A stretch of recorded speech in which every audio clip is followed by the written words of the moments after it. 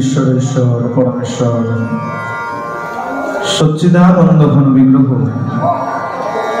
অনাদির আদি সর্বকারণের কারণ অনন্ত কোটি ব্রহ্মাণ্ডের অধিনায়ক নন্দনন্দন ব্রজেন্দ্র নন্দন ভগবান শ্রীকৃষ্ণের অসীম অনুকম্পায় এই 17 নম্বর দক্ষিণদ্বারী অধিবাসী বৃন্দ আয়োজিত তারক ব্রহ্ম হরিনাম সংকীর্তন সমাজের 66তম বর্ষে ভাগবত সোমবার মানুষে আমরা সবাই উপস্থিত হয়েছি। এই যে আয়োজন, এখানে উপস্থিত হওয়ার একটাই কারণ, সেটা কি কেবলমাত্র ভাগবত শ্রবণ নয়, তাহলে ভাগবত শ্রবণের মধ্য দিয়ে ভক্তি অর্জন করা। ভগবানকে যদি পেতে চাও, যত যত পথ আছে ভগবানকে পাওয়ার, তার মধ্যে সব থেকে সহজ পথ হচ্ছে ভক্তি। চৈতন্য মহাপ্রভু বলেছেন, বিনা ভক্তিতে ভগবানকে কখনো লাভ করা সম্ভব নয়। ভক্তি বিনা যে গোবিন্দকে লাভ করা সম্ভব নয়, তাহলে সেই ভক্তি আমরা কি করে লাভ করব? ভক্তি কি উপায়ে আমরা সহজে লাভ করতে পারি? তার জন্য মহাপ্রভু পথ দিয়েছেন। বলে 64 অঙ্গের প্রয়োজন নাই, যে 64 অঙ্গই তোমাকে মানতে হবে। তার জন্য 5টা পথ মহাপ্রভু সুন্দর করে বেছে দিয়েছে। ঠিকই মহাপ্রভু বলেছেন, সাধু সঙ্গ, নাম কীর্তন, ভাগবত শ্রবণ। একটু মন দিয়ে শুনবেন কি কি পথ বলছে। বলছে সাধু সঙ্গ, নাম কীর্তন, ভাগবত শ্রবণ। সাধু সঙ্গ, নাম কীর্তন, ভাগবত শ্রবণ। মথুরাবা শ্রীমূর্তির শ্রদ্ধায় সেবন। সকল সাধন শ্রেষ্ঠ এই পঞ্চয়ঙ্গ। কৃষ্ণ প্রেম জন্মায় এই 5 অল্প সঙ্গ। 5টা পদ দিলেন, সাধু সঙ্গ, নাম কীর্তন, ভাগবত শ্রবণ। যে ভাগবত শোনবার জন্য আমরা উপস্থিত হয়েছি। আর মথুরাবাস, মথুরা মানে এই কেবলমাত্র বৃন্দাবন মথুরা নয়। তাহলে কোন মথুরা? মথুরা বলতে এখানে বোঝানো হয়েছে তীর্থবাস। যদি কোনো তীর্থে আপনি বাস করছেন, তাহলেও জানবেন সেটা ভগবানের একটা সেবা, একটা ভজন পথ। তীর্থে থাকলে কি হয়? বলে তীর্থে থাকলে ভগবানের দর্শন হয়, আর ভগবানের দর্শনের মধ্য দিয়ে মনের মধ্যে ভক্তির জাগরণ হয়ে থাকে। প্রেম সে বলো। আপনারা সবাই তো আমাকে চেনেন। রাধে রাধে ধ্বনি যদি জোরে না পড়ে, তাহলে কিন্তু ঘুমানো পাঠ হবে, মানে পাঠ ঘুমিয়ে ঘুমিয়ে হবে। আর যদি ধ্বনি জোরে পড়ে, তাহলে চেষ্টা করব রাধারানীর কৃপায় একটু আনন্দ দেবার জন্য। সবাই মিলে একসঙ্গে প্রেম সে বলো। সবসময় ধ্বনি যেন এরকম তুঙ্গে থাকে, স্বর যেন সবসময় পঞ্চমে চড়ে থাকে, যেন না। তো সেই ভক্তি, সেই সাধু সংবাদ। দেখুন ভাগবতে আসলে কত সুন্দর। ভাগবতে এসে বসলে পরে একসঙ্গে 3টে কাজ হয়ে যাচ্ছে। এক তো সাধু সঙ্গ হয়ে যাচ্ছে, মহাপ্রভু প্রথমেই যেটা বললেন সাধু সঙ্গ। দ্বিতীয় কি হচ্ছে? নাম কীর্তন হয়ে যাচ্ছে। যখন যখন কীর্তন হচ্ছে, যখন যখন ভগবানের ধ্বনি পড়ছে, তখন তখন তার সঙ্গে সঙ্গে নাম কীর্তন হয়ে যাচ্ছে। আর শ্রবণ হয়ে যাচ্ছে। এসে বসেছেন ভাগবত শোনবার জন্য, সেই শ্রবণের কাজ, কীর্তনের কাজ আর সাধু সঙ্গ সবটা মিলিয়ে একসঙ্গেই আপনার হয়ে যাচ্ছে। আলাদা করে করার প্রয়োজন পড়ছে। এই ভক্তির জন্যই। এই ভক্তি কেমন? এই ভক্তি জানার জন্যই আমার রাধা গোবিন্দ মিলিত তনু গৌর হরি এসে নদিয়ায় অবতীর্ণ হয়েছে। এই ভক্তি কেমন? শুধু এইটুখানি জানার জন্য। মহাপ্রভু কেন এসেছিলেন? এসেছিলেন হরিনাম প্রচার করবার জন্য। যুগাবতার হয়ে হরিনাম প্রচার করবার জন্য এসেছিলেন। খুব ভালো কথা। আর কি? রাধা প্রেম দান করবার জন্য এসেছিলেন। যে প্রেম এর আগে কেউ কখনো দেয় নাই, সেই প্রেম বিতরণ করবার জন্য আমার মহাপ্রভু এসেছিলেন। আচ্ছা, আসলেন যে, আসার কারণটা তাহলে কিভাবে উৎপত্তি হলো? গোবিন্দ একদিন চিন্তা করছে, এই আমার ভক্ত যারা সবাই রাজ্যপাট ত্যাগ করে ভক্তির সাগরে হাবুডুবু দিতে দিতে আমার কাছে এসে পৌঁছে যায়। এই ভক্তিটা কেমন? যে ভক্তির তোরে রাজ্যপাট ছেড়ে দিয়ে, প্রহ্লাদ মহারাজের কথা চিন্তা করুন, তার পিতা কত বড় রাজা ছিলেন, জড়ভরত, কোন রাজবংশের সন্তান, সমস্ত কিছু ত্যাগ করে ভক্তির সাগরে ডুব দিয়ে তারা সবাই আমার চরণে এসে উপস্থিত হচ্ছে। এই ভক্তিটা তাহলে কেমন, স্বাদ কেমন? পরিষ্কার কথায় আস্বাদন করবার জন্য তিনি মনে মনে চিন্তা করছেন এই ভক্তি আমাকে পেতে হবে, ভক্তির আস্বাদ আমাকে গ্রহণ করতে হবে। তাহলে ভক্তি যে গ্রহণ করব, আস্বাদ করব কি করে? কেন? বলে ভক্তি তো আমার সম্পত্তি নয়। ভক্তি কার সম্পত্তি? ভক্তি হলো ভক্তের সম্পত্তি। তাহলে ভগবানের সম্পত্তি কোনটা? এখন যদি প্রশ্ন করি, ভক্তি তো ভক্তের সম্পত্তি, তাহলে ভগবানের সম্পত্তি কি? ভগবানের সম্পত্তি হচ্ছে কৃপা, যেটা ভগবান করতে পারে। আমরা ভগবানের কাছে এসে দাঁড়াই কেন? বলে প্রভু আমাকে কৃপা করো, তাই তো? একটাই তো জিনিস, কৃপা করে কেউ ধন সম্পত্তি চায়, আবার কেউ গোবিন্দের চরণ বাসনা করে। এই তো কৃপা। কৃপা হলো ভগবানের সম্পত্তি, আর ভক্তি হলো ভক্তের সম্পত্তি। তবে এখানে একটা মজার বিষয় আছে, ভগবানের কৃপা ছাড়া এই ভক্তি তুমি পেতে পারো না। ভগবান যদি কৃপা না করে, ভগবানের কৃপা না হলে সদ্গুরু তুমি পাবে না। আর সদ্গুরুর আশ্রয় যদি না পেয়েছো, তাহলে পরে শুদ্ধ ভক্তি তোমার মধ্যে জাগরিত হবে না। তাহলে ভগবানের কৃপা প্রয়োজন আছে। ভগবানের থেকে যখন কৃপা আসে, সেটা কি হয়? সেটা ভক্তের কাছে আসে। ভক্ত যখন এই কৃপা পেল, এই কৃপা পাওয়ার পর যখন গুরুদেবের মন্ত্রের মাধ্যমে, গুরুদেবের দেখানো পথে সেই কৃপাকে নিজের অন্তরের মধ্যে রন্ধন করতে থাকে, সোজা কথা, তারপরে গিয়ে তৈরি হয় ভক্তি। একটু সহজভাবে বোঝালে, মনে করুন মুদিখানা দোকানে চিনি কিনতে পাওয়া যায়, আর গোয়ালা দুধ বা ছানা দেয়। যে ময়রা, সে মুদিখানার দোকান থেকে চিনি কিনলো, আর এই গোয়ালার থেকে ছানা কিনলো বা দুধ কিনলো। আচ্ছা, কিনে যদি দুটোকে আলাদা করে রেখে দেয়, পাশাপাশি যদি রেখে দেয়, তাহলে কি সন্দেশ তৈরি হয়ে যাবে? হবে কি? মুদিখানা থেকে চিনি নিয়ে আসলো, একটা পাত্রে রেখে দিল, আর গোয়ালার থেকে এই ছানা নিয়ে সে একটা পাত্রে রেখে দিল। দুটোকে আলাদা আলাদা যদি রেখে দেয়, এটা কি আপনি সন্দেশ তৈরি হবে? না, কোনোদিন হবে না। তাহলে কি করতে হবে? পাক করতে হবে, রন্ধন করতে হবে। রন্ধন যখনই করলো, তৈরি হয়ে গেল সন্দেশ। আচ্ছা, এই সন্দেশটা কি ওই ময়রা নয়, ওই মুদিখানা দোকানের যে ব্যক্তি সে বানিয়েছিল? না। যে গোয়ালা সে বানিয়েছিল? না। তাহলে ময়রা বানানো। ঠিক তেমন গোবিন্দের থেকে চিনি আসলো, চিনি মানে গোবিন্দের কৃপা আসলো, আর এই গোয়ালা স্বরূপ আমার গুরুদেব আমাকে দুগ্ধ বা ছানা প্রদান করলেন।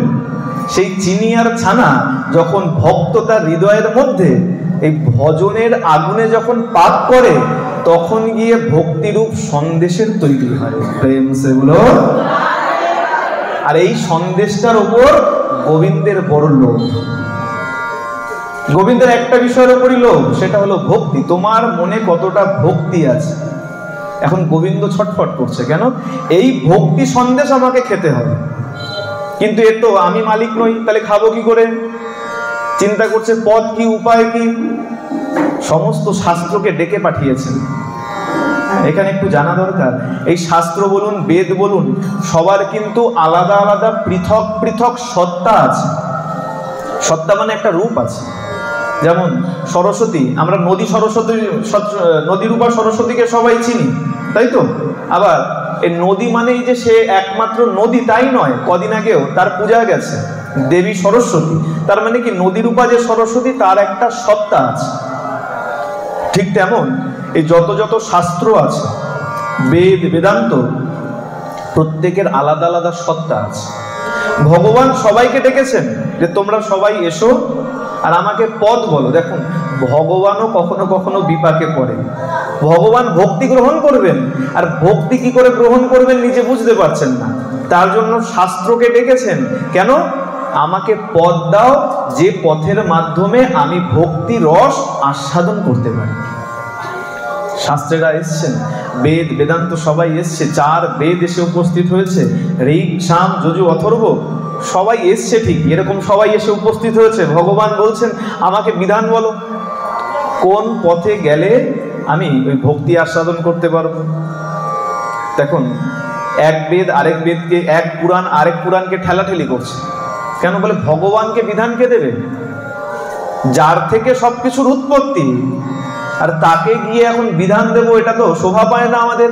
এক বেদ আরেক বেদকে, এক পুরাণ আরেক পুরাণকে ঠেলছে, যাও তুমি বিধান দাও। সব শাস্ত্র যখন দেখছে না আমরা পারবো না, তাহলে কে পারবে? সবাই মিলে শ্রীমদ্ ভাগবতকে এগিয়ে দিয়েছে। কেন? বলে ভাগবত তুমি এগিয়ে যাও। কেন? তুমি হলে গোবিন্দের প্রিয়, ভাগবত প্রিয়। দেখুন এখন চারিদিকে ভাগবতের আস্বাদন চলছে। কেন? বলে ভাগবত হলেন ভগবানের একদম বাংময়ী রূপ মাত্র। তা ভাগবতকে এগিয়ে দিয়েছে, ভাগবতকে বললো যাও তুমি এগিয়ে যাও, তুমি গিয়ে ভগবানকে বিধান দাও। এখন ভাগবত এগিয়ে এসছেন, ভাগবত এগিয়ে এসে প্রভুকে বলছে, বলে প্রভু শোনো, একটা কথা আগেই বলি, বিধান কিন্তু হেরফের হবে না। ভাগবত তো ভগবানের প্রিয়, আর বলে দেখো, যে ভালোবাসতে জানে তার শাসন মানা যায়। যে ভালোবাসে সে যদি শাসন করে মানা যায়, কিন্তু যে ভালোবাসে না তার শাসন কিন্তু বেশিক্ষণ মানা যায়। পিতামাতা শাসন করলে মানা যায়। কেন? পিতামাতার মতন ভালো তোমাকে আর কেউ বাসবে না। এখন পিতামাতার বদলে যদি পাড়া প্রতিবেশী অন্য কেউ এসে তোমাকে শাসন করে, তুমি মানবে না। কেন? বলে তারা তোমাকে সেরকম ভালোবাসে না। যে ভালোবাসে তার শাসন শোনা যায়। ভাগবত কি বলছেন? বলে প্রভু শোনো, তোমার জন্য বিধান কিন্তু পাল্টাবে না, এটা ভেবো না যে তুমি ভগবান আর তোমার জন্য পথটা সহজ হয়ে যাবে। বলে আচ্ছা বেশ, তাহলে পথ কি আছে সেটা আমাকে বলো। বলে পথ কি, ভালো করে শোনো। এখন ভালো করে মন দিয়ে শুনবেন। এইখানে এসে যে বসেছেন, কেন বসেছেন? সবার জন্য একটাই পথ বলেছে ভাগবত। কি বললেন? বলে প্রভু শোনো, মহতের চরণ ধুলিতে যতক্ষণ না মস্তক সিক্ত করছো ততক্ষণ তুমি ভক্তি পেতে পারো। প্রহ্লাদের মুখে যে কথা দিয়েছি, জড় ভরতকে যে বিধান দিয়েছি, প্রহ্লাদ মহারাজ সেও এই ভক্তের মধ্যে চূড়ামণি, ভক্ত শিরোমণি। জড় ভরত ভক্ত উপাখ্যান আসলেই যাদের নাম একদম প্রথমে আসে, তারা কিভাবে ভক্তি পেয়েছে? এই মহতের চরণধুলিতে মস্তক সিক্ত করে, মানে ভক্তের চরণধুলি নিয়ে তারপরে ভক্ত হয়েছে। তাহলে তুমি ভগবান মানে তোমার জন্য আলাদা বিধান হবে, এটা কিন্তু নয়। তাহলে তোমাকেও ভক্ত হতে হবে, আর মহতের চরণধুলিতে মস্তক যখন সিক্ত করবে তখনই তুমি ভক্তি পাবে, নচেত তুমি ভক্তি পাবে। বেশ, ভগবান বিধান পেলেন যে আমাকে মহতের চরণধুলিতে মস্তক সিক্ত করতে হবে। এখন যে যেমন ব্যক্তি সে তেমন ভক্তের চরণধুলি নেবে। হ্যাঁ, তাহলে গোবিন্দ হলেন ভগবান, তাহলে তিনি কার চরণধুলি নেবেন? বলে একজনই আছে। কে তিনি? আমার রাধা ঠাকুরানী। প্রেম সে বলো না। এটা রোজের মতন হয়ে গেল। বাৎসরিক উৎসব চলছে, আর বাৎসরিক উৎসবে সবসময় আনন্দ একটু বেশি হয়। বাড়িতে আনন্দ করেন, খুব ভালো কথা। কারোর জন্মদিন হলো, কি কোনো ছেলে মেয়ে চাকরি পেলো, যে কোনো ছোটখাটো উৎসব হলো, আনন্দ করেন। আচ্ছা, বিয়ে যদি হয় বাড়িতে, সন্তানের বিয়ে, ওই রকমই আনন্দ করেন? আনন্দ একটু বেশি হয় তো। তাহলে বাৎসরিক উৎসব যখন হচ্ছে, তাহলে তার আনন্দ কেমন হওয়া উচিত? সবাই মিলে একসঙ্গে প্রেম সে বলো। এইবার মনে হচ্ছে না বাৎসরিক উৎসব চলছে, তার আনন্দ চলছে। সবসময় সব জায়গার পরিস্থিতি বজায় রাখতে হয়। শোক যদি হয় তাহলে যেমন সবাই মৌন থাকা উচিত, আনন্দ হলে আনন্দে একদম গা ভাসিয়ে দেওয়া উচিত। ওই চুপি চুপি আনন্দ করলাম, তাতে সবাই আনন্দ। এখন গোবিন্দ কি করলেন? গোবিন্দ বলছেন বেশ, তাহলে আমিও চরণধুলি নেব। কার? শ্রীমতী রাধা ঠাকুরানী। দেখুন বারবার রাধে রাধে কেন বলি? গোবিন্দ আজকে ছুটেছেন রাধা রানীর চরণধুলি নেবার জন্য। আরো মজা কোথায়? এবার দেখুন রাধা রানীর অঙ্গকান্তি কেমন। একদম তপ্ত সোনার মতন, তাই তো? তপ্ত সোনার মতন। তা সোনার বরণ, সেই সোনার চরণের যে রেণু, যে ধুলো, সেটাও সোনার মতন। রাধারানী চরণের ধুলো কেমন? বলে স্বর্ণাভ, সোনালী রঙের। আর সেই সোনালী রঙের চরণধুলি, স্বর্ণাভ চরণধুলি সেই গোবিন্দ যখনই গায়ে মেখেছেন, তার কালো রং ঢেকে গিয়ে সেই কালো কৃষ্ণ আজকে গৌর হয়ে গেছে, নদিয়ায় এসে চৈতন্য মহাপ্রভু রূপে অবতীর্ণ হয়েছে। বলিয়ে চৈতন্য ভগবান কি। এই যে কৃষ্ণ বর্ণ ছিল, রাধারানীর চরণ ধুলোতে তা ঢাকা পড়ে গেল। এই ভক্তি রস আস্বাদন করার জন্য সেই বৈকুণ্ঠের প্রাণনাথ, অনন্ত কোটি ব্রহ্মাণ্ডের মালিক, সে আজকে আসলেন চৈতন্য ভগবান। আর সেই ভক্তি পাওয়ার জন্যই আমরা নিত্য নিত্য ছুটে আসি এই সাধু সঙ্গ করতে। কেন? বলে সাধু সঙ্গে এসে বসলে পরে সাধুর ওই চরণধুলি যদি আমার গায়ে লাগে, বলে সাধুর চরণধুলি ছেড়ে দাও। একটু আগে পঞ্চদত্ত হলেন, মা গাইছিলেন পঞ্চদত্তের। এই পরে বৈষ্ণব বন্দনাতে একটা পদ আছে যে গঙ্গায় যদি যাও তারপরে গিয়ে তোমার পাপ ধরে, গঙ্গায় যদি না যাও তাহলে পাপ ধরে না, কিন্তু সাধুকে যদি দর্শনও করে নাও তাহলেই তোমার পাপ দূর হয়ে যাবে। তাহলে বৈষ্ণবের কত ক্ষমতা চিন্তা করো। সাধুকে দর্শন করা মাত্রই দর্শনে পবিত্র করো, এই তোমার গুণ। দর্শন মাত্রই যদি পবিত্র হয়ে যায়, সেটা একমাত্র হলো সাধু। বলা হচ্ছে না যে সন্ত পরশমণি কি দেব তুলনা, পরশমণি স্বর্ণ লৌহ করে, সন্ত করে আত্মসমনা। সন্ত বৈষ্ণবের কি আর উপমা দেব? বলে শোনো, একটা পরশমণি যদি রাস্তায় কুড়িয়ে পাও, পরশমণির কতটা ক্ষমতা? একটা লোহাকে যদি পরশমণি দিয়ে স্পর্শ করা যায়, ওই লোহাটা সোনা হয়ে যায়, এতটুকু হতে পারে। কিন্তু কখনো দেখেছেন পরশমণি দিয়ে লোহাকে ছুলে পড়ে ওই লোহাটাও পরশমণি হয়ে গেছে? কখনো দেখেছেন? না। তার মানে কি, পরশমণিটা লোহাকে পরশমণির মতন পরশমণি বানাতে পারে না। কিন্তু যদি সাধু সঙ্গে এসে বসে যায়, তাহলে আমার মতন অবৈষ্ণব কখনো বৈষ্ণবে পরিণত হতে পারে। এই কারণে সাধুর সঙ্গে এসে এই ভাগবত শ্রবণ করার কথা বারংবার বলা হয়েছে। আর কি বলেছে? বলে নাম প্রচার করার জন্য। এখন প্রশ্ন হতে পারে, নাম বলছে সব থেকে উৎকৃষ্ট পথ, সব থেকে সহজ পথ হলো নাম গ্রহণ করো। হ্যাঁ, নাম কি বলেছে? যে কোনো বাদ বিচার নাই, খাইতে শুইতে নাম যথা তথা লয়, দেশ কাল বিচার নাই, সর্বসিদ্ধি হয়। খেতে খেতে হোক, শুতে শুতে হোক, ঘুমিয়ে ঘুমিয়ে হোক, যে যেভাবে পারো নাম নিয়ে যাও। এর জন্য কোনো বিধিবিধান নাই যে এখানে নাম করতে পারবে, ওখানে নাম করতে পারবে না, এমন নয় যে তাবিজ পড়েছি ওই মরা বাড়ি যেতে পারবো না, হওয়া বাড়ি যেতে পারবো না। না, নাম যেখানে ইচ্ছা, যেভাবে ইচ্ছা নাম না। হ্যাঁ, একটাই বিধান আছে। কি বিধান? ভক্তির সঙ্গে নাম। ভক্তির সঙ্গে নাম নিলেই সেই নাম বেশি তাড়াতাড়ি ক্রিয়া করে। হোমিওপ্যাথি ওষুধ খান তো? হ্যাঁ, দেখবেন হোমিওপ্যাথি ওষুধে ডাক্তাররা বলে দেয়, কোনোটা বলে দেয় ঠান্ডা জলের সঙ্গে খাবেন, কোনোটা বলে দেয় উষ্ণ গরম জলের সঙ্গে খাবেন। আচ্ছা, এমনি খেলে কাজ করবে, কিন্তু যদি ওই একটু উষ্ণ গরম জল যেটা বলেছে, যদি উষ্ণ গরম জলে খান, সেই ওষুধ আরো বেশি কাজ করবে।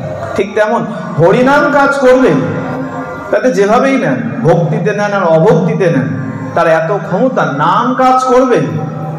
কিন্তু যদি ভক্তির সঙ্গে নিয়েছেন, তার কাজ আরো বেশি হয়ে যাবে। প্রেম সে বলো। এখন এই নাম তাহলে কলিযুগেই কেন দিল? এর আগেও তো যুগ ছিল, সত্য যুগ, ত্রেতা যুগ, দাপর যুগ। হ্যাঁ, তাহলে সত্য যুগে তাহলে এই যে ধ্যান করত, তাহলে সেই সময় ধ্যানের দ্বারা যে ভগবানকে তারা লাভ করেছে, যাগযজ্ঞ করে ত্রেতাতে যারা ভগবানকে লাভ করেছে, পূজা অর্চনার দ্বারা দাপুরে যারা ভগবানকে লাভ করেছে, তাহলে সেই পদগুলোকে বাদ দিয়ে গৌর হরির নাম এই কলিযুগেই কেন বিতরণ করবে? সেই যুগে নাম কেন বিতরণ করেনি? তাহলে এখন প্রশ্ন হতে পারে, নামের কি গুণ ছিল না? বলে না, নামের গুণ তখনও ছিল, এখনো আছে। কি করে বুঝবেন? এই যখন রাম অবতারে ভগবান রামচন্দ্র এসেছিলেন, ভগবান রামচন্দ্র নিজে যে কাজ করতে পারে নাই, হনুমান সেই রাম নাম লিখে সেই পাথর জলে ভাসিয়ে দিয়েছে। রামচন্দ্র পাথর নিয়েছেন, জলে ফেলেছেন সেতু বন্ধনের সময়, আর পাথর ডুবে ডুবে গেছে। কিন্তু হনুমান যখনই জয় শ্রীরাম পাথরের গায়ে লিখে দিয়ে পাথরকে ছেড়ে দিয়েছে, পাথর আজকে ভাসতে শুরু করেছে। তাহলে কি বোঝা গেল? নামের মহিমা তখনও ছিল, এখনো আছে, কিন্তু নামকে নিতে জানতে, নামকে নিতে হবে। সব রোগী ওষুধ খায় না। দেখবেন কিছু থাকে তো একটু পাগল, তাদেরকে ওষুধ দেখালেই দৌড়াতে শুরু করে, না জানি আমাকে ওষুধ খাইয়ে পাগল করে দেবে। আমাদের অবস্থা এখন তাই হয়ে গেছে, আমাদের রোগ, কিন্তু আমরা বুঝতে পারছি না। ওষুধ রূপী ওই হরিনাম দেখলে, গৌর নাম দেখলে, নিতাই নাম দেখলেই আমরা উল্টো দিকে দৌড়াতে শুরু করি।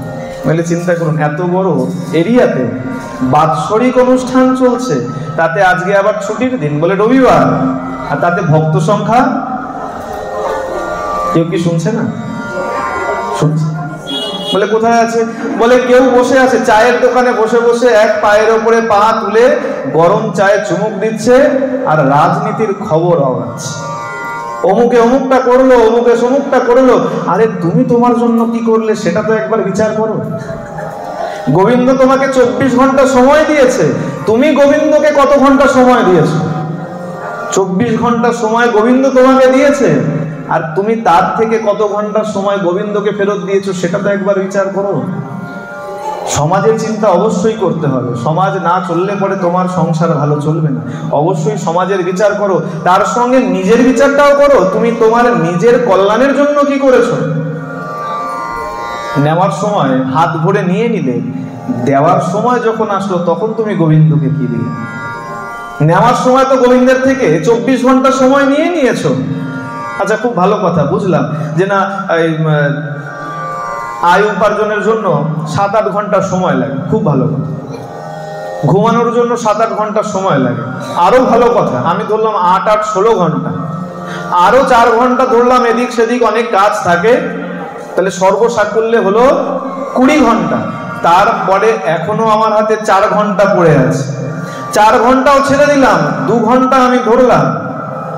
এই 2 ঘন্টার মধ্যে আরো 1 ঘন্টা ছেড়ে দিই, তোমার আমোদ প্রমোদে আমি দিয়ে দিলাম, আরো 1 ঘন্টা থেকে গেল। এই 1 ঘন্টার মধ্যেও তুমি কতবার গোবিন্দের নাম উচ্চারণ করেছো? কতবার তুমি গোবিন্দকে ডেকেছো, হ্যাঁ গোবিন্দ আমাকে এবার উদ্ধার করো, আমাকে সৎ বুদ্ধি দাও, আমাকে নামের পিপাসী করে তোলো, আমার মধ্যে যেন নাম যেন সে বিরাজ করে। এই কথাটা তুমি, এই আরতিটা তুমি গোবিন্দকে কতবার জানিয়েছো?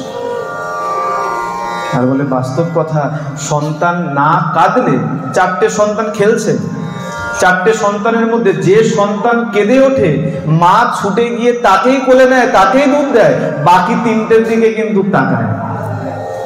ঠিক তেমন যতক্ষণ না তুমি গোবিন্দকে ডাকবে, গোবিন্দ ততক্ষণ তোমাকে দেখা দেবে। প্রেম সে বলো।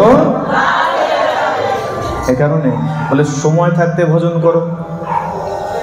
বলে ছোট থেকে ভজন করে নাকি? কিছুদিন আগের কথা, একটা ছোট ছেলে, তার মনে ইচ্ছা হয়েছে একাদশী করবে, তার এক পিসি এসে বলছে, দূর তোর এখনো বয়স হয়েছে নাকি, তুই একাদশী করবি? বলে বাবা বয়স হয়ে গেলে পরে তখন তুমি আর একাদশী চাইলেও করতে পারবে, এত রকম ব্যাধি ধরা দিয়ে দেবে, তুমি চাইলেও তখন আর উপবাস তুমি করতে পারবে। তাহলে এখন থেকেই নাম করে যাও। তাহলে অন্য অন্য যুগে নাম কেন দেয়নি? বলে শোনো, সেই যুগে মানুষের সামর্থ্য ছিল। এখন যদি বলা হয় যে টানা, একদম টানা 6-7 দিন যজ্ঞ করো, পারবেন কেউ করতে? যতই ধনশালী ব্যক্তি হোক না কেন, আপনি কখনো এক টানা 7 দিন বসে যজ্ঞ করতে পারবেন? আগেকার দিনের মানুষের সামর্থ্য ছিল, হাজার হাজার বছর এক আসনে বসে তপস্যা করে গেছে। বলে 3 ঘন্টা পাঠে বসলে পরে তার মধ্যেই 14 বার এই পা সোজা করতে হয়, ডায়ে বায়ে ঘুরতে হয়, বলে পা ধরে নেয়। তার মানে কি সামর্থ্য নাই? সেই সময় মানুষের যজ্ঞ করার সামর্থ্য ছিল, তপস্যা করার সামর্থ্য ছিল, পূজা অর্চনা করার সামর্থ্য ছিল। এখন তখন যদি নাম বিতরণ করা হতো, তারা মানতে চাইতো না। তারা বলতো, ধুর, এই ঠোঁট নাড়িয়ে জিভ নাড়িয়ে একটু হরিনাম করলাম, কৃষ্ণ কৃষ্ণ বললাম, তাতেই আমাদের উদ্ধার হয়ে যাবে। তারা মানতে চাইতো। ধনী ব্যক্তি, মনে করো ধনী ব্যক্তির জ্বর হয়েছে, সে বলল আপনাকে, বাবা একটা ডাক্তার ডেকে নিয়ে আয় তো।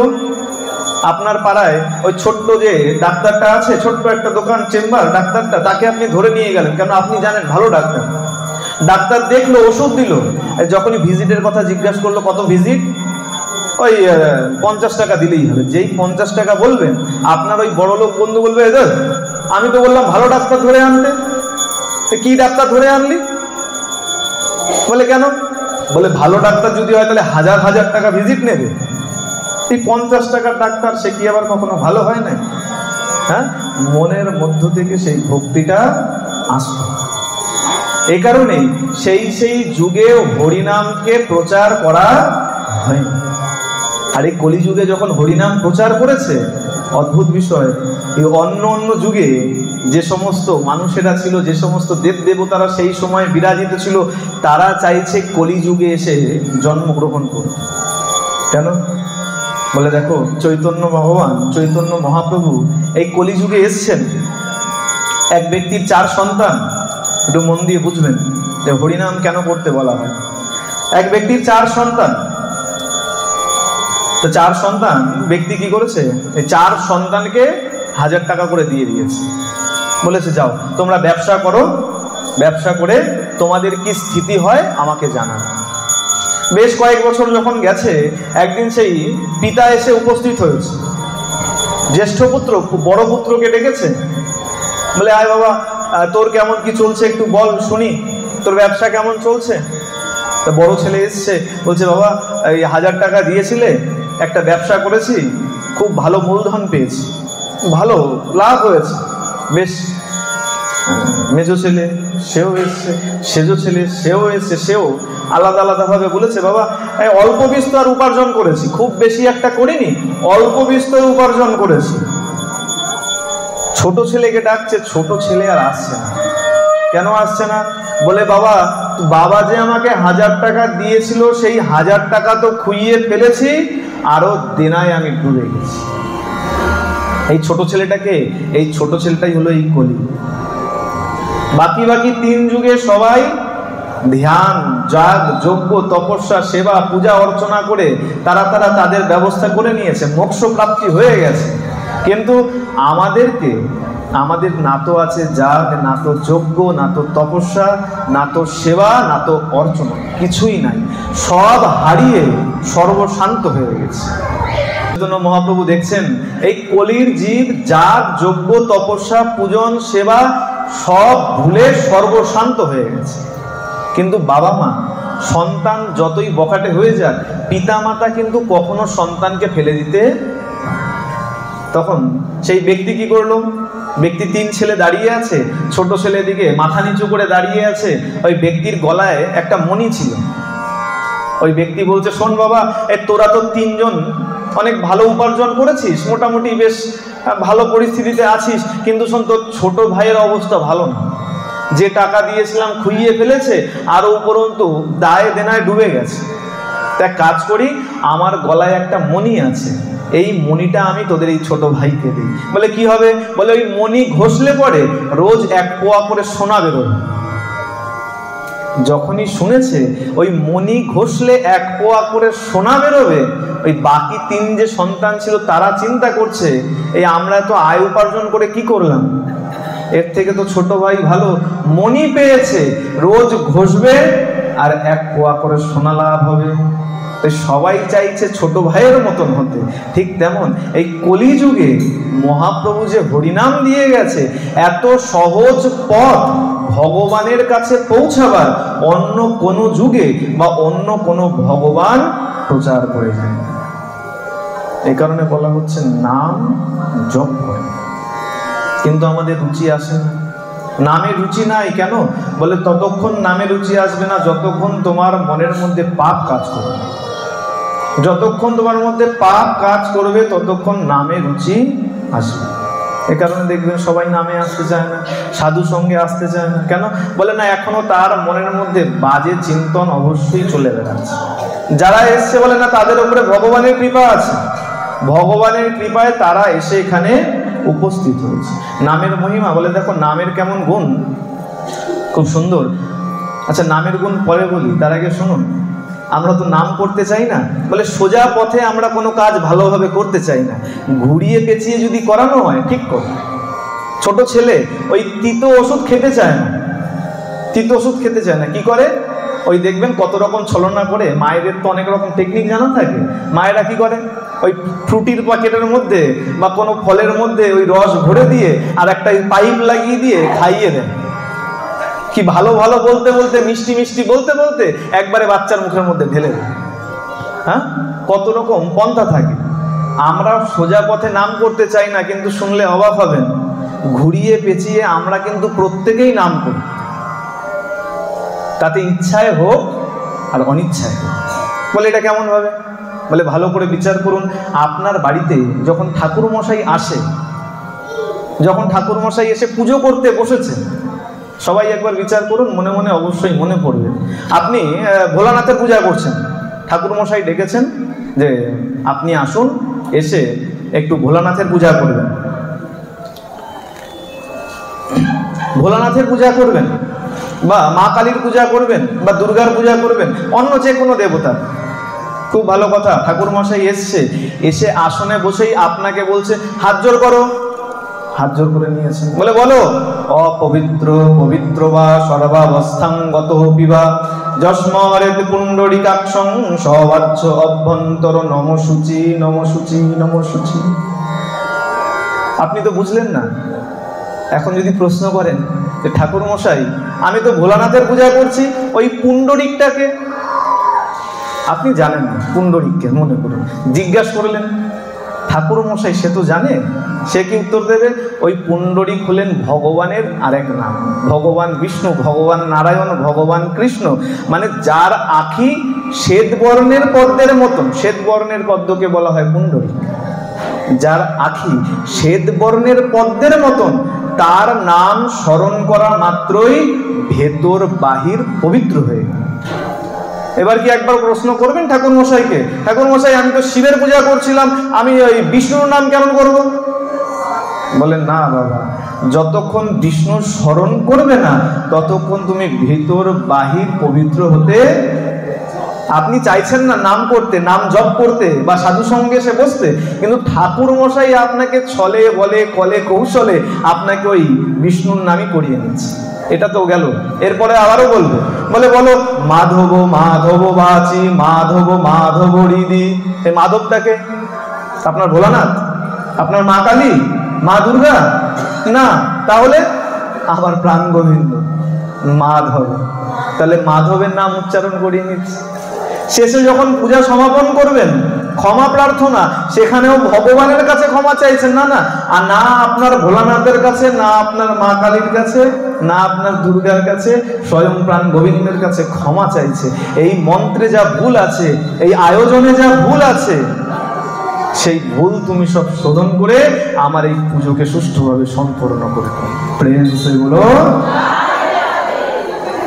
তাহলে আমরা সোজা পথে চাই না, কিন্তু ঘুরে হলেও আমাদেরকে সেই নামই করতে হবে। হ্যাঁ, বলেন এক ব্যক্তি, এক রাজার শুল ব্যাধি হয়েছে, তা সেই রাজা চারিদিকে ঢেরা পিটিয়ে দিয়েছে যে আমার শুল ব্যাধি যে ঠিক করতে পারবে তাকে আমি উপযুক্ত উপঢৌকন দেব, উপহার দেব, অনেক অনেক মোহর তাকে পুরস্কৃত করব। খুব ভালো কথা। এখন এই শর্তের সঙ্গে একটা শর্ত দিয়ে দিয়েছে, যদি ঠিক করতে না পারে তাহলে তাকে উপযুক্ত শাস্তিও দেবে। কেউ লোভে পড়ে গেল আর ঠিক করতে পারলো না, তার জন্য রাজা কি করেছে, তার জন্য আর এক শর্তও দিয়ে দিয়েছে, ঠিক করতে যদি না পেরেছো তাহলে তোমাকে কিন্তু উপযুক্ত শাস্তিও। বেশ, এখন এক বৈদ্যের জানা ছিল যে ওষুধ কি, মহারাজের যে শুল ব্যাধি তার ওষুধ কি জানা ছিল। মহারাজকে গিয়ে বলছেন, মহারাজ চিন্তা করবেন না, আমি আপনাকে এই রোগ থেকে মুক্ত করে দেব। বলে দেখো এত এত বৈদ্য আসলো, এত এত ওষুধ খাওয়ালো, আর তাতে ঠিক হলাম না, আর তুমি বলছো ঠিক করে দেবে। দেখো ঠিক করে বলো, যদি না পারো তাহলে কিন্তু শাস্তি ভোগ করতে হবে। বলে মহারাজ চিন্তা করবেন না, আগে সুস্থ হন, সুস্থ যদি না হতে পারেন যে শাস্তি দেবেন সেই শাস্তি আমি। ওই বৈদ্য জানতো মহারাজের শুলব্যাধি যাতে ঠিক হবে, সেই যে গাছের লতা, সেই লতা মহারাজের বাগানের মধ্যেই আছে। বেশ খুব ভালো কথা। হ্যাঁ, ব্রাহ্মণ তো, ব্রাহ্মণেরা একটু চতুর হয়, বুদ্ধি থাকে। ব্রাহ্মণ, সেই বৈদ্য ব্রাহ্মণ, সে গেছে, গিয়ে রাজার বাড়িতে এখন থাকতে আরম্ভ করেছে। বৈদ্য থাকতে দেখতে দেখতে বেশ কিছুদিন গেছে। বলে, বৈদ্য আমাকে ওষুধ দাও। বলে, মহারাজ দাঁড়ান, আপনাকে যে ওষুধ দেব, কি ওষুধ দেব সেইটা তো আগে বিচার করি। বলে, সে কি ওষুধ দেবে তার আবার বিচার? বলে, হ্যাঁ, আপনার রোগ আগে ভালো করে নিরূপণ করি, আপনার কি রোগ হয়েছে। এখন দেখেন না, ডাক্তারের কাছে গেলেই, যে ডাক্তারই হোক না কেন, ভালো হোক আর খারাপ, গেলেই আগে আপনাকে লিখে দেবে, ব্লাড টেস্ট করুন, এই টেস্ট করুন, ওই টেস্ট করুন, মোটামুটি একটা বুক লিস্টের মতন, যেমন পরীক্ষার পরে ছেলেদের বুক লিস্ট করে বাচ্চাদের, ওরকম একটা লিস্ট করে দেবে, যাও আগে রিপোর্ট করে আসো, তারপরে তোমার রোগ দেখবো। এই বৈদ্য বলছে, বেশ, আগে তো রোগ নিরূপণ করি। বলে, বেশ। আরো 3-4 দিন গেছে। বলে, মহারাজ রোগ নিরূপণ হয়ে গেছে, আপনার অবশ্যই শুলব্যাধি আছে। বলে, তাহলে ওষুধ দাও। বলে, মহারাজ কি ওষুধ দেবো সেটা তো আগে ব্যবস্থা করি। বলে, তাহলে কবে দেবে, কবে ব্যবস্থা করবে? বলে, আজ না, অমুক দিন ওই শুভ সময় আছে, সকালবেলা ওষুধ নিরূপণ করব, কোন ওষুধ আপনাকে দেব। বলে, খুব ভালো কথা। দিন বের করেছে। 2-3 দিন পরে বসেছে ওষুধের জন্য কি কি লাগবে সেই ফর্দ দিতে। অমুক দেশ থেকে অমুক দ্রব্য আনতে হবে, অমুক রাজ্য থেকে অমুক দ্রব্য আনতে হবে, এমন করে বিভিন্ন রাজ্যের বিভিন্ন দেশ থেকে বিভিন্ন দ্রব্যের কথা লিখে দিয়েছে। কেন? বলে, প্রায় 6-7 মাস লেগে যাবে দ্রব্য আনতে আনতে, আর আমি এই 6-7 মাস রাজার বাড়িতে বসে আরামে একদম ভোজন করতে থাকবো, আনন্দ করতে থাকবো। ভালো কথা। 6-7 মাস এখন লিখে দিয়েছে, সব আনতে বেরিয়ে গেছে। আর এই সুযোগে ও তো জানতো রাজার বাগানে ওই লতাটা আছে, যে লতার রস দিলে রাজা সুস্থ হয়ে যাবে। কি করেছে? ওই লতাটা এক ফাঁকে সেই বাগান থেকে এনে সংগ্রহ করে রেখেছে। 6-7 মাস গেছে, সবাই সেই দ্রব্য নিয়ে নিয়ে এসে উপস্থিত হয়েছে। মহারাজ বলছে, বৈদ্য এবার ওষুধ দাও। বলে, মহারাজ শুনুন, এইভাবে ওষুধ খেলে কাজ হয় নাকি? ওষুধ তৈরি করব, পঞ্জিকা দেখব, কবে শুভ দিন আছে, সেই দিন আপনাকে ওষুধ দেব।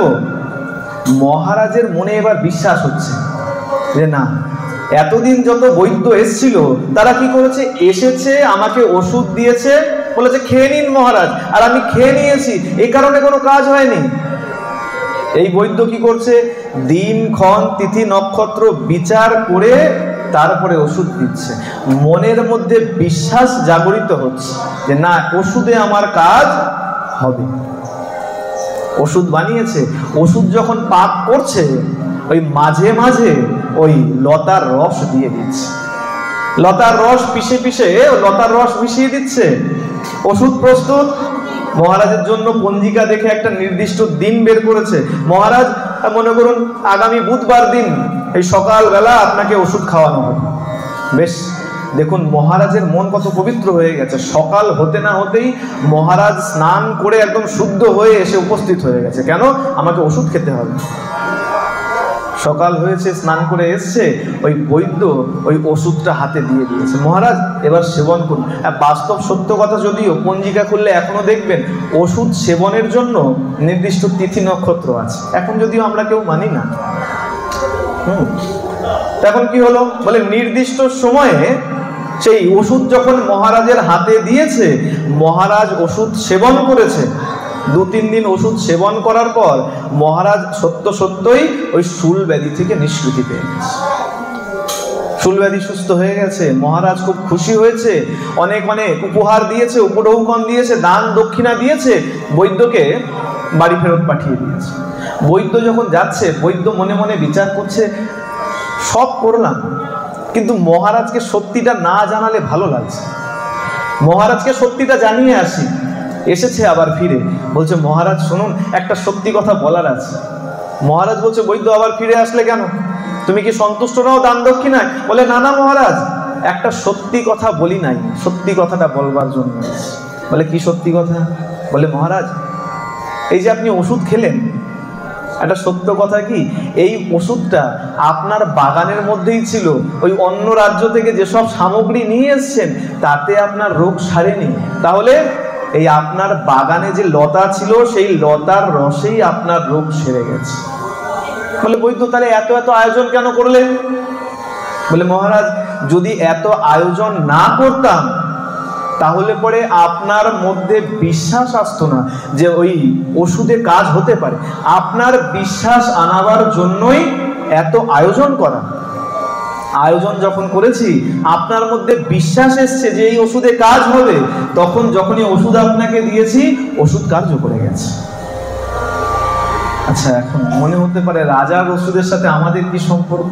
বলে দেখো, আমরাও কেউ রাজার কমতি নই, গোবিন্দেরই সব অংশ আমরা। রাজার থেকে কম আমরা কেউ? গোবিন্দ হলে রাজা ধীরাজ, আমরা তারই যদি অংশ হবো, আমরাও রাজা। তাহলে আমাদেরও সেই শুল ব্যাধি আছে। কি শুল ব্যাধি? নাম নিতে ইচ্ছা করে। তাহলে নাম তো নিতে হবে। কি করে? ওই ঠাকুর মশাই ফর্দ লিখে দিচ্ছে, ওষুধ খাওয়াতে হবে, কি লাগবে? বলে 500 আতপ চাল, 5টা গোটা ফল, 7টা পান, 7টা সুপারি, নৈবেদ্য, যজ্ঞের জন্য বালি, বেলকাঠ লিখে দিচ্ছে। তো যদি দেবীর পূজা হয় তাহলে শাড়ি লাগবে, ভালো শাড়ি। আয়োজন চলছে, আড়ম্বর চলছে। মহারাজ যে আড়ম্বর করেছিল, সেই আড়ম্বর চলছে। বলে এই আড়ম্বর যদি না আসতো, আমাদের মনে বিশ্বাস হতো না যে না, আমরাও ভগবানের দিকে এগোচ্ছি, ওষুধ খেতে চাইছি। বিশ্বাস হতো না। যেই মাত্র আয়োজন সমাপ্ত হলো, মনে করেন এই যে মাঘী পূর্ণিমা আসছে, অনেকের বাড়িতে লক্ষ্মী পূজা হবে। হ্যাঁ, হবে তো? লক্ষ্মী পূজা হয় না? তো এখন অনেকেই দেখবেন ওই আয়োজন করেছে, আয়োজন করে একদম সকাল থেকে স্নান করে শুদ্ধ বসন করে পবিত্র হয়ে বসে গেছে। কেন? ওই শুল ব্যাধি সারাবার যে ওষুধ, সেই ওষুধ খাবে বলে। কি ওষুধ? ওই ব্রাহ্মণ ঠাকুর এসছে, ব্রাহ্মণ ঠাকুর এখন সেই সমস্ত সামগ্রীকে একত্রিত করে ওষুধ বানাতে বসেছে। মানে কি? মন্ত্র করছে, লক্ষ্মী দেবীর পূজার মন্ত্র। আচ্ছা, শুধু যে দেবতার পূজা হয় কেবল তো তার মন্ত্র হয় না, তার সঙ্গে সঙ্গে পঞ্চদেবতার মন্ত্র চলে। হ্যাঁ, গণপত্যাদি নানা দেবতার পূজা চলতে থাকে। আপনার অনন্ত দেবের পূজা চলে, বাসুকী দেবীর পূজা চলে। সব এক এক করে যখন মন্ত্র বলছে, মানে কি হচ্ছে? ওই ওষুধ পাক হচ্ছে। আর তার মধ্যে কি করছে ব্রাহ্মণ ঠাকুর? ওই মাঝে মাঝে ওই পুণ্ডরীকাক্ষ, মাধব, হ্যাঁ, এই বলে বলে ওই লতার রস মেশাতে থাকছে। বলে মহারাজ, তুমি তার এমনি খাবে না, তোমাকে ছলে বলে তোমাকে এই রস সেবন করাতে হবে। আর যখনই পূজা হয়ে গেল, মানে গোবিন্দ প্রীত হয়ে গেলেন, গোবিন্দ ওই লক্ষ্মীর মাধ্যমে যখনই তোমাকে কৃপা করে দিলেন, তুমি ভাবলে যে না, যাক, আমার রোগটা সুস্থ হয়ে গেছে। কিন্তু বাস্তব সত্য কি? ওই পূজার মধ্য দিয়ে তুমি আমি সবাই ওই হরিনাম করে যাচ্ছি, যার জন্য আমরা সবাই ভালো আছি। প্রেম সে বলো। তাহলে নাম হলো একমাত্র গতি, নাম ছাড়া আর কিচ্ছু নেই। নাম যদি না করেছো তাহলে তোমার গতি। ভালো করে বিচার করুন। এখন বলছেন নাম করবেন না, ভালো কথা, করতে হবে না। যেদিন মারা যাবেন সেদিন বাড়ির সবাইকে বলে যাবেন, যখন আপনাকে শ্মশানে নিয়ে যাবে, সেদিন যেন ওই অন্য অন্য মন্ত্র যেসব ছিল সেই সব মন্ত্র বলতে বলতে নিয়ে যায়, হরিনাম করতে করতে যেন আপনাকে না নিয়ে যায়। নেবে নাকি? অন্য কোনো মন্ত্র উচ্চারণ করতে করতে আপনাকে নিয়ে যাবে না। কি বলবে? বলো হরি হরি বল। কিন্তু তখন তো আর আমি বলতে পারবো না। কেন? আমার ভেতরে যে রাম বসেছিল, সেই রাম তখন তার সিংহাসন ছেড়ে চলে গেছে। যার জীবনে রাম নাই, তার জীবনে আরামও নাই। রাম আছে তো সব আছে। যদি বিশ্বাস না হয়, এই হসপিটালে গিয়ে কোমার পেশেন্টদের দেখে আসুন। শরীর আছে, উঠতে পারে না, নড়তে পারে না। চোখ আছে, দেখতে পারে না। জিহ্বা আছে, কথা বলতে পারে। তাহলে আমি আপনি কবে বলবো? যেদিন শ্রবণের ডাক চলে আসবে সেই দিন। যমরাজ তো আগে থেকে চিঠি পাঠাবে না যে অমুক দিন যাচ্ছি, তুমি প্রস্তুত থেকো। তাই বলছে সময় থাকতে নাম করে যাও, আর ওই পারের জন্য, ভব পারের জন্য তোমার করি এখন থেকেই সঞ্চয় করে রেখে যাও। প্রেম সে বলো। আরো জোরে সবাই মিলে দোনো হাত উঁচু করে নাম করে যাও। নামের মহিমা কেমন? নামের মহিমা বলতে গেলে নামদেবের কথা বলতে হয়। নামদেব রাম ভক্ত ছিলেন প্রচন্ড। এই নামদেব যে গ্রামে থাকতেন, সেই গ্রামে এক শেঠ বাস করতেন। শেঠের অনেক ধন সম্পত্তি, মন দিয়ে শুনবেন, খুব সুন্দর প্রসঙ্গ। অনেক ধন সম্পত্তি, তার শেঠ এখানেও দেখবেন অনেকে আছে, জ্ঞাতে অজ্ঞাতে অনেকে অনেক রকম সাহায্য করেছে। কারণ এই মন্দিরটা আমিও আপনাদের সাথে সাথে আমি অনেক ছোট থেকে চিনি, কারণ আপনারা অনেকেই আমাকে এখানে চিনেন। তো এইখানে এত বড় এত সুন্দর মন্দিরের পেছনে অনেকেরই জ্ঞাত বা অজ্ঞাত অনুদান রয়েছে। অনেকে দান করে বলেছে বাবা আমি দিচ্ছি, আমার নামটা বলবো। অনেকে আছে দান করে বলে গেছে বাবা দান নিলে আমার নাম বলার দরকার। তাহলে দান ছাড়া ধর্ম হয়। তা শেঠ অনেক ধন সম্পত্তি আছে, আচ্ছা শেঠ মানেই যে সে দানি হবে এমন কোনো কারণ নেই। তা সেই শেঠের অনেক সম্পত্তি, তা শেঠ বলছে আমার অনেক সম্পত্তি, তা অনেক ধনী, অনেক অহংকার রয়েছে মনে। তা শেঠের এক ভালো বন্ধু ছিল, তা ভালো যে বন্ধু সে বলছে এই শোন, তোর এত সম্পত্তি দিয়ে কি করবি? সম্পত্তি দিয়ে কি করবি? মরার সময় নিয়ে যাবি? একটা কাজ কর, এখন কিছু দান ধ্যান করে রাখ, তাতে কি হবে? বলে ভবপারে যখন যাবি তোকে আলাদা করে সঞ্চয় করতে হবে না, তোর জন্য ওই অ্যাকাউন্টে জমা পড়ে থাকবে। ভালো বন্ধু থাকলে যা হয়, যদি মাতাল বন্ধু হয় বলবে চল মদ খেয়ে উড়াই, এত সম্পত্তি কি করবি, মদ খেয়ে উড়াই চল। আর ভালো বন্ধু যদি থাকে আপনাকে ঘাড় ধরে এনে বসাবে, এখানে বস, সাধু সঙ্গে বস, সাধু সঙ্গে ভান্ডারা লাগিয়ে দে, সাধু গুরু বৈষ্ণব সবাই প্রসাদ পাক, তোর মুক্তি হয়ে যাবে, উদ্ধার হয়ে যাবে, তোর দান সার্থক হয়ে যাবে। ভালো বন্ধু বলেছে দান কর, বলে শোন দান সবাইকে করতে নাই, সবাইকে দান করতে নাই, সবাইকে দান নিতেও নাই। হাত পেতে দাঁড়িয়ে গেলাম দান দিয়ে দাও, এটাও ঠিক নয়, আর সবাইকে দান করে দিলাম এটাও ঠিক। দান উপযুক্ত পাত্রতা দেখেই দান করা উচিত। এখন বলছে তাহলে দান দিবি যে শোন, বর্তমান সময়ে নামদেবের থেকে বড় বৈষ্ণব আর নাই। আর দান যদি করবি এক কাজ কর, নামদেবকে গিয়ে দান কর। আর জানবি নামদেব যদি তোর দান নিয়েছে, জানবি তোর দান, তোর কর্ম, তোর জীবন সার্থক হয়ে গেছে। আপনারা দেখবেন না বাড়িতে অনেক সময় বৈষ্ণব আসলে আমরা অনেক করে চেষ্টা করি এই সাধুগুরু বৈষ্ণবের সেবা দেওয়ার জন্য। তারা হয়তো কিছু নিতে চায় না, বলে না না আমি সেবা নেব না, ওই একটু জল নিয়েই আমি চলে যাব। কিন্তু আমরা কি করি, না বাবা আজকে এখানে প্রসাদ পেতেই হবে। নামদেব ছিলেন তেমন। নামদেব বলছে দেখো বাবা, ওই শেঠ এসছে নামদেবের কাছে,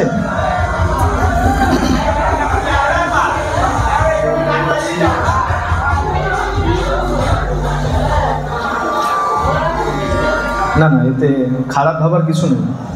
এখান থেকে বুঝতে পারছেন আপনারা গোবিন্দের কাছে আছে আর ওরা কলির কাছে আছে। এটা থেকে না, এটা ওদেরকে উপেক্ষা করার দরকার নাই, এটা থেকে বুঝতে হবে যে না আপনি গোবিন্দের কাছে আছেন। আর কলির দূর থাকবেই, কলির চর থাকবেই আপনাকে কলির দিকে নেওয়ার জন্য। কলির রাজত্ব তো কলির রাজত্ব যখন, তা কলির চরেরা সবসময় চেষ্টা করবে কলির দিকে টানার জন্য, কলির দলে যেন রোগ বাড়ে। আর গোবিন্দের যারা ভক্ত আছে তারা চাইবে যেন গোবিন্দের দলে লোক হয়।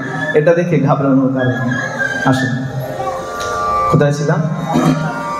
আচ্ছা শেঠ গেছে নামদেবের কাছে, নামদেবকে গিয়ে বলছে মহারাজ আপনাকে আমি কিছু সেবা করতে চাই। নামদেব বলছে দেখো বাবা, না তো আমি সাধু না তো আমি বৈষ্ণব, তুমি দান করবে বৈষ্ণবকে দান করো। বৈষ্ণব কখনো নিজে বলে না যে আমি বৈষ্ণব, সাধু কখনো বলবে না আমি সাধু, বৈষ্ণব কখনো বলবে না। নামদেব বলছে বাবা না তো আমি সাধু না তো আমি বৈষ্ণব, তোমার দান করার ইচ্ছা খুব ভালো কথা, তুমি কোনো সাধু গুরু বৈষ্ণবকে দান করো, আমাকে কেন? বলে না মহারাজ আমার ইচ্ছা হয়েছে আপনাকেই দান করুন। এখন অনেক করে পড়ে গেছে, পেছনে লেগে গেছে। এখন নামদেবজি ও তাই শেঠকে আর ছাড়াতে পারছে, যতদিন তাকে ফেরত পাঠিয়ে দেয় পরের দিন আবার শেঠ চলে আসে, মহারাজ আমি কিছু দান করতে চাই, সেবা করতে চাই, আপনাকে নিতেই হবে। কেন? ওই বন্ধু বলে দিয়েছে নামদেব যদি তোর দান স্বীকার করে নেয় তাহলে জানবি তোর জীবন সার্থক, তোর কর্ম সার্থক, তোর দান সার্থক। বেশ, শেঠ যখন পেছনে পড়ে গেছে, নামদেবজি চিন্তা করছে হতে পারে এটা ভগবানেরই কোনো লীলা। বারবার নয় শেঠ কেন আসবে, আমি বারবার করে ফেরত পাঠিয়ে দিচ্ছি, আর বারবার করে সেই শেঠ আমার কাছে কেন আসছে? হতে পারে এর মধ্যে ভগবানের কোনো লীলা লুকিয়ে আছে। এবার আজকে যখন শেঠ এসছে, নামদেব বলছে আচ্ছা বেশ চলো, কি সেবা নেবো, চলো তোমার বাড়ি আমি যাবো। নামদেবজি আজকে শেঠের বাড়িতে এসছে। শেঠের বাড়িতে যখন এসছে, শেঠ বলছে মহারাজ বলুন আপনি কি দান চান? নামদেব বলছে শোনো আমি তো কিছুই চাই না, আমি তো তোমাকে প্রথম থেকেই বলছি আমার কিছু চাইবার নাই, কিছুই আমি চাই না, তুমি যাই দেবে তাই আমার কাছে বন্ধনের স্বরূপ। বৈষ্ণব কখনো সংসারের কোনো বিষয় চায় না। নামদেব বলছে তুমি আমাকে যাই দেবে, অর্থ দাও, যাই তুমি আমাকে দাও না কেন, তুমি যাই দেবে তাই আমার কাছে মায়ার বাঁধনের মতো, বন্ধনের স্বরূপ। আমি কিছু চাই না, তুমি যা দেবে তাই শুনছি। এখন শেঠ বলছে যে মহারাজ আমি কি দেবো আমি তো বুঝতে পারছি না, আপনি কিছু চেয়ে নিন, যা ভালো লাগে আপনার। বলে শোনো আমি তো বারবার বলছি আমি কিছু চাই না। অনেক করে শেঠ যখন ধরেছে, নামদেবজি কি করেছে, নামদেব বলছে আচ্ছা বেশ তাহলে এক কাজ করো। কি করেছেন, একটা তুলসী পাতা নিয়ে এসছে, ওই তুলসী পাতার উপরে রাম নামের শুধু রা অক্ষরটা লিখে ওই তুলসী পাতাটা শেঠের হাতে দিয়ে দিয়েছে। শেঠের হাতে দিয়ে দিয়েছে। শেঠকে বলছে শেঠ এই তুলসী পত্রটি ধরো আর এর সমান আমাকে স্বর্ণ দান করে দাও, এর সমান স্বর্ণ দান করে দাও। শেঠ হাসতে শুরু করেছে। এখন বিচার করুন একবার সবাই যে একটা তুলসী পাতা তার সমান কতটুকু সোনা হতে পারে। বলে মায়েদের একটা কানের দুল বসিয়ে দিলে পরে উঠে যাবে, হ্যাঁ কতটুকু ভার হতে পারে। রা লিখেছে, পুরো নামটা লিখেনি, অর্ধেক নাম লিখেছে রা। বলেছে এর সমান আমাকে স্বর্ণ দান করে দাও। সে হাসছে, বলে মহারাজ আপনি বলেন তো আমি আপনাকে মনকে মন সোনা দান করতে পারি, মনকে মন সোনা, আর আপনি এই তুলসী পাতা এর মধ্যে কতটুকু আছে। বলে না বাবা আমার অত প্রয়োজন নাই, আমি নিজে যা উপার্জন করি তাতে আমার সাধুগুরুর সেবা দিয়ে আমার দিব্য চলে যায়, এর বেশি আমার কিছু লাগবে না, তুমি এর সমান আমাকে স্বর্ণ দান করে দাও তাহলেই হবে। বলে আচ্ছা বেশ তাই হোক। এখন শেঠ বিচার করেছে ছোট তুলসী পত্র আর কত বড় আর দাড়িপাল্লা লাগে, ছোট এক দাড়িপাল্লা নিয়ে এসছে। ছোট এক দাড়িপাল্লা এনে একদিকে ওই তুলসী পত্র রেখেছে, আরেকদিকে ওই আন্দাজ মতন অনুমান করে কিছু সোনা চাপিয়ে দিয়েছে। কিন্তু ওমা ওই এক তুলসী পত্র যেভাবে রেখেছিল সেভাবেই আছে, ওই তুলসী পত্র কিন্তু এক বিন্দুও এদিক ওদিক হিলছে। অবাক হয়ে গেছে। কিছু পরিমাণ অনুমান করে স্বর্ণ দিয়েছিল কিন্তু হেলছে না। তাহলে কি করা যায়, বলে দাড়িপাল্লা পাল্টাও, তাহলে আরো বেশি চাপাতে হবে। বড় দাড়িপাল্লা লাগিয়েছে, তুলসী পত্র রেখেছে, এখন আস্তে আস্তে সোনার পরিমাণ বাড়াতে লেগেছে। সোনার পরিমাণ বাড়ছে কিন্তু তুলসী পত্র যেখানে দাড়িপাল্লার যেই পাল্লা যেরকম ছিল সেরকমই রয়ে গেছে, না এক বিন্দু নামছে না তো এক বিন্দু উঠছে, কোনো নড়চড় নাই, কোনো নড়চড় নাই, একভাবে দাঁড়িয়েছে। অবাক হয়ে গেছে। কেজিকে কেজি সোনা চাপাতে আরম্ভ করেছে। যত সোনা শেঠের জমানো ছিল সেই সব সোনা চাপিয়ে দিয়েছে। বাস্তব সত্য ঘটনা, এটা কোনো বানানো গল্প নয়, নামদেবজির জীবনী থেকে এটা পাওয়া যায়। যত সোনা শেঠ কামিয়েছিল সারা জীবনে সমস্ত সোনা সেই দাড়িপাল্লায় চাপিয়ে দিয়েছে, তথাপিও তুলসী পত্র এক বিন্দু নড়াচড়া করে। শেঠজি ওই নামদেবজির চরণে পড়ে গেছে, মহারাজ কিছু কৃপা করুন, নইলে তো আমার অপযশ হয়ে যাবে। এত বড় শেঠ আর এক বৈষ্ণব এসছে, বৈষ্ণবকে দান করতে পারেনি, আমার তো বড় অপমান হয়ে যাবে, ছিছি করবে সবাই, কৃপা করুন, কিছু তো করুন। বলে বেশ এক কাজ করো, এই আত্মীয় স্বজনকে ডেকে নাও, আত্মীয় স্বজনের থেকে চেয়ে নাও, যদি তাদেরটা দিলে পরে তুলসী পাতা উঠে যায়। বেশ আত্মীয় স্বজনকে ডেকেছে। অদ্ভুত বিষয়, আত্মীয় স্বজনও সহযোগ করেছে, স্বর্ণ দিয়েছে।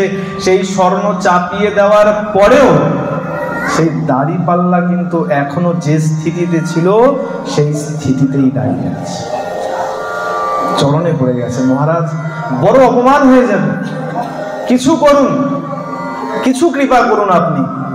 বলে বেশ একটা কাজ করো, তোমার জীবনে যত সৎকর্ম আছে, জীবনে যত সৎকর্ম করেছো সেই সৎকর্মকে একবার চিন্তন করে নাও, হতে পারে সেই সৎকর্মের গুণে তোমার এই দাড়িপাল্লা উঠে যায়।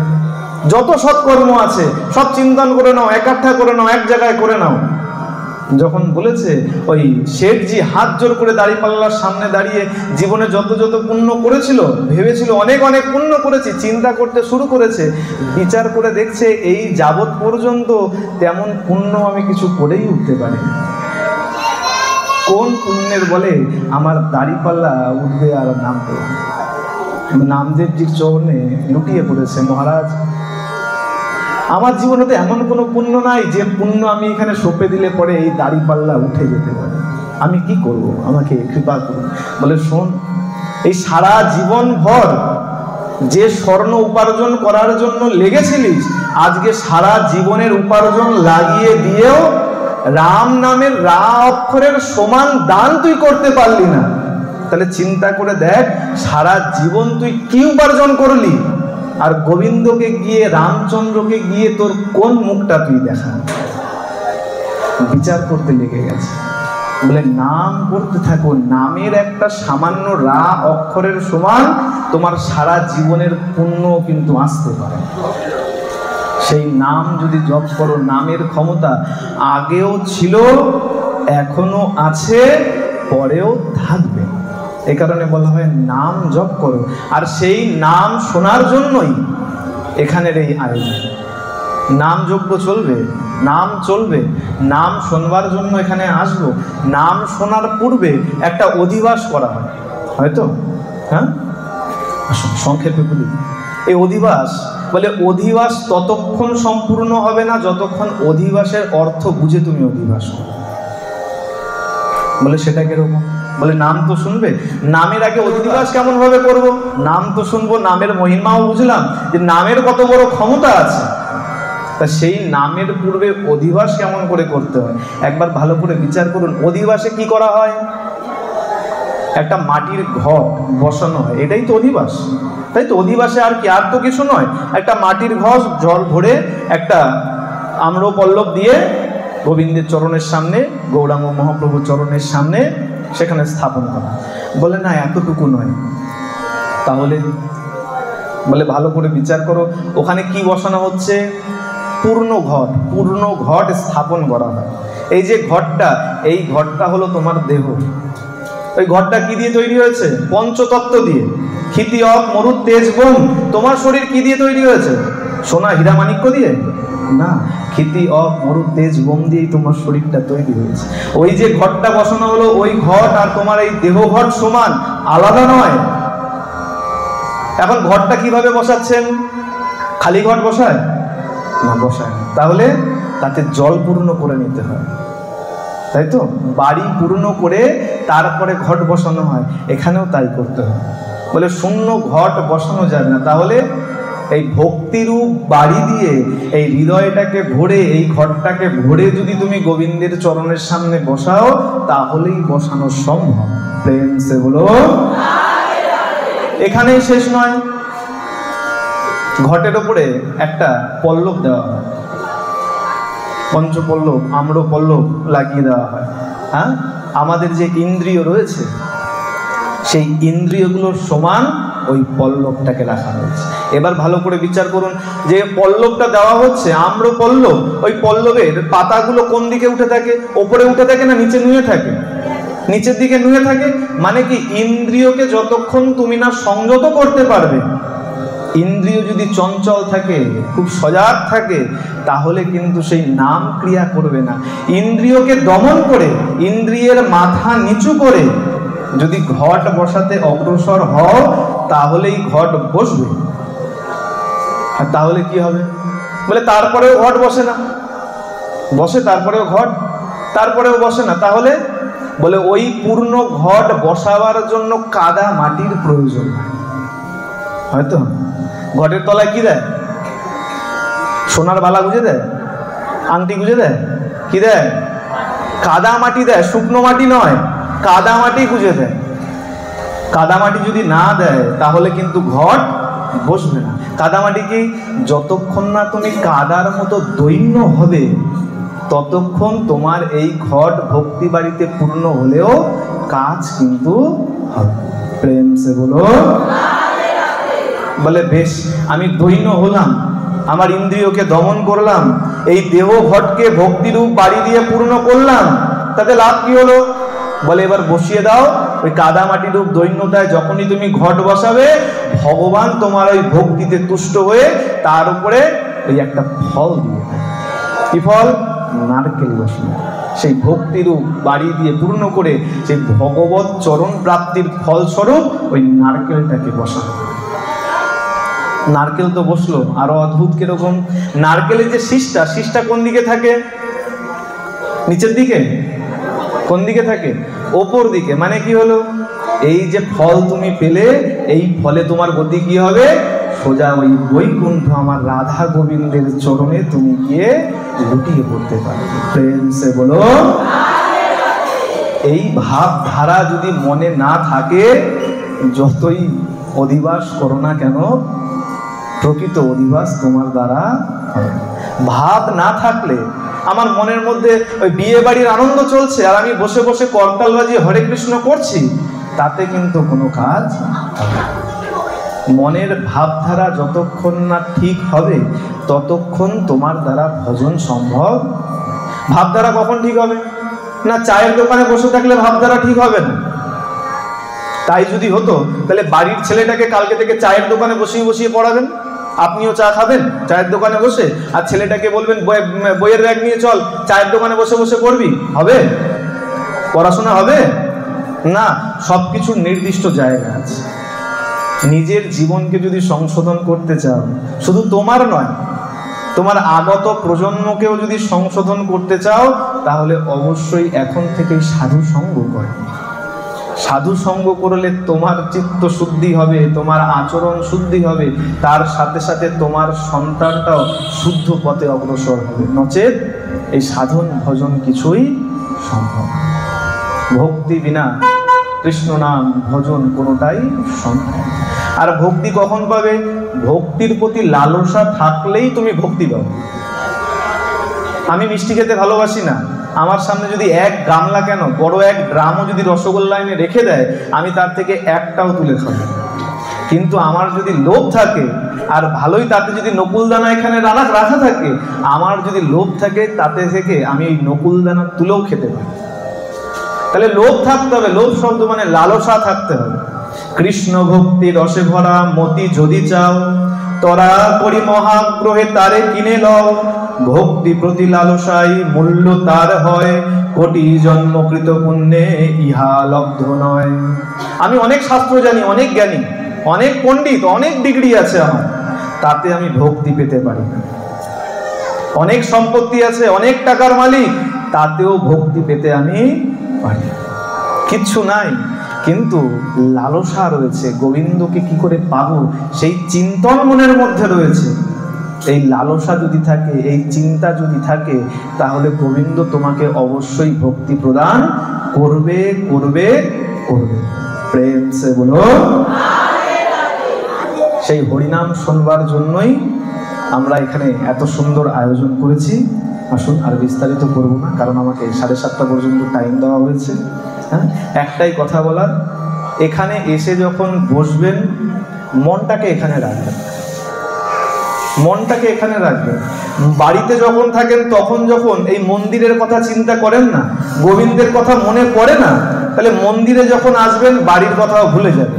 বলে রাখো গোবিন্দ, তুমি রাখলে তুমি রাখো, আর যদি মারার হয় তুমি মেরে দাও। এই 1 ঘন্টা 1.5 ঘন্টা আমি একমাত্র তোমার কথাই স্মরণ করব, তোমার নামই উচ্চারণ করবো। প্রেম সে বলো। আসুন, আর বিস্তারিত করবো না। আর একবার সবাই মিলে একসঙ্গে রাধা নামের ধ্বনি দিয়ে এখানে বিশ্রাম দেবো। সবাই মিলে দোনো হাত তুলে প্রেম সে বলো। বলে যা আলস্য ছিল সব ধুয়ে মুছে সাফ, এইবার হরিনাম করুন আর গোবিন্দের চরণে মন লাগুন। জয় শ্রীকৃষ্ণ। শ্রী গুরু প্রেমানন্দ নিতাই গৌর শ্রী শ্রী সাধু কৃষ্ণ প্রেমানন্দ হরি হরি বল। শ্রী শ্রী